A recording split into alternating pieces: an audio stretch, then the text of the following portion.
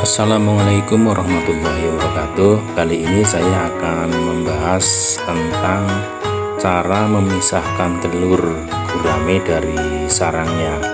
Namun jangan lupa bagi teman-teman yang baru klik video ini, jangan lupa dibantu subscribe-nya ya, supaya saya tetap bisa berbagi ilmu tentang budidaya ikan gurame. Ya, kita lanjut. Cara memisahkan telur gurame dari sarangnya. Ya, memang kelihatannya suatu pekerjaan yang mudah ya bagi teman-teman yang sudah terbiasa. Tetapi berbeda dengan teman-teman yang baru pertama kali atau belum pernah ya. Mungkin bisa melakukan kesalahan-kesalahan yang fatal yang mengakibatkan telur-telur gurame jadi rusak atau bahkan jadi mubazir ya. Dulu pada awal-awal saya baru belajar memijahkan ikan gurame ini, juga melakukan kesalahan-kesalahan yang mengakibatkan pekerjaan jadi tidak efektif dan memakan waktu yang cukup lama ya, dan telur pun banyak yang rusak. Oke, kita urut dari awal ya. Pertama-tama kita ambil atau kita panen telur dari kolam pemijahan ya, setelah terlihat tanda-tanda bahwa indukan gurame itu memijah. Kita siapkan ember yang ada gagang atau pegangannya, embernya ya, supaya mudah membawanya, tidak tumpah-tumpah di jalan. Sebelum telur diambil dimasukkan ke ember terlebih dahulu diisi air ya. Air bisa diambil dari dalam kolam pemijahan. Jika dirasa air kolam juga bagus ya, tidak terlalu keruh. Tetapi bisa juga diambil dari tempat lain ya. Seperti ambil dari air sumur umpamanya ya, yang bening ya, yang bagus tentunya. Usahakan jangan pakai air pump ya, karena dikhawatirkan kalau air pump itu banyak mengandung kaporit. Setelah disiapkan air di ember, kita ambil sarang di tempatnya ya. Biasanya kalau di kolam yang pinggirnya tidak ada lubang atau rongga-rongga, misal pinggir kolam di beton ya, biasanya indukan gurame juga kalau dipasang songgo atau di sosok itu mau membuat sarang di dalam songgo atau sosok. Tapi jika kalau pemijahan di kolam itu banyak gua-gua atau rongga di pinggir kolam itu,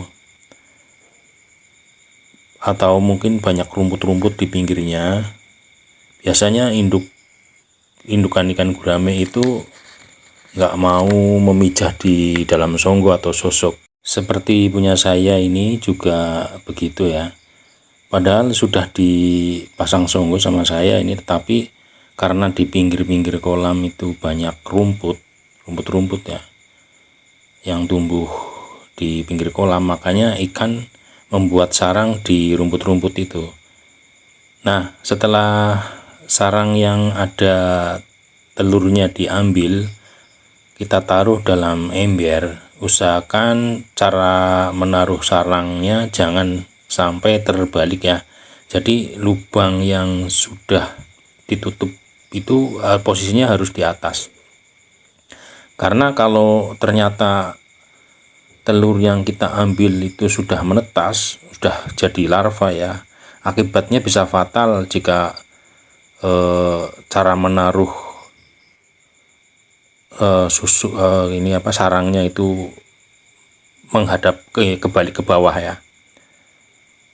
Jika terlalu lama menaruh sarang dengan posisi terbalik, bisa mengakibatkan larva kekurangan suplai oksigen karena larva itu sangat membutuhkan oksigen ya. Makanya jika ditaruh di wadah itu selama 10 hari, larva gurame itu biasanya akan selalu di atas karena memang membutuhkan banyak oksigen.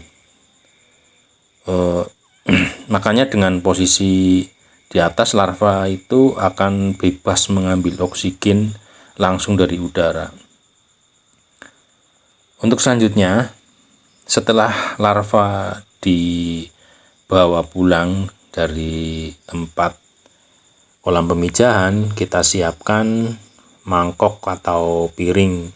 Usahakan yang warna putih ya, supaya telur terlihat jelas, karena biasanya kalau kita ambil telur, jika indukan selesai memijah itu waktunya biasanya sudah sore ya, sore hari itu, jadi sudah agak gelap. Makanya kita usahakan pakai, kalau langsung di ini gitu, usahakan pakai mangkok atau piring yang berwarna putih supaya kelihatan ya. Jadi kebanyakan indukan gurame itu memijah itu pada sekitar jam 12 siang sampai dengan jam 5 sore atau jam 17.00 ya.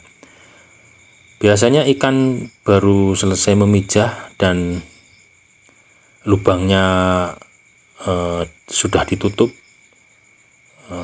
tetapi ada juga yang memijah pada waktu malam hari juga. Jadi kadang-kadang ada yang siang, ada yang malam. Biasanya kalau memijah malam hari itu bisa diambil waktu pagi hari atau sore atau siangnya ya. Tetapi usahakan kita ambil secepatnya ya, setelah sarang ditutup oleh indukan gurame, karena dikhawatirkan di dalam sarang itu akan diserang oleh predator ya, seperti ular kadut atau ikan sepat, ikan nila ya. Nah biasanya kalau dicampur dengan nila yang banyak itu, begitu telur dikeluarkan oleh induk gurame itu, ikan nila itu akan mengeroyok telur-telur itu, apalagi kalau ikan nilanya itu jarang dikasih makan. Jadi ikan-ikan yang lain juga kayak seperti udang ya, itu juga suka sekali dengan telur ikan gurame. Walaupun mungkin udang itu kecil-kecil, tapi kalau jumlahnya lumayan banyak, itu juga akan bisa menghabiskan telur gurame di dalam sarang ya. Terus kepiting, bulus juga, itu juga suka mengganggu juga. Nah, kita lanjutkan. Setelah kita siapkan mangkok atau piring yang berwarna putih, kita siapkan juga saringan teh atau saringan santan ya. Lalu kita tambahkan airnya di dalam ember yang berisi sarang telur tersebut. Setelah air sudah dirasa cukup banyaknya untuk menenggelamkan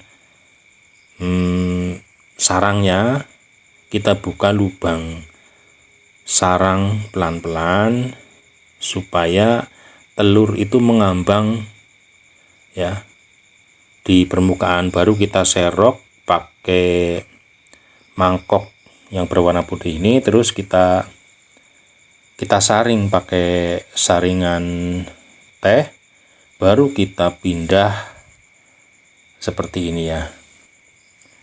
Dan usahakan 2 hari sebelum kita memanen telur ini, kita sudah mempersiapkan air di dalam jolang untuk dijemur ya, dijemur selama 2 hari supaya suhunya stabil dan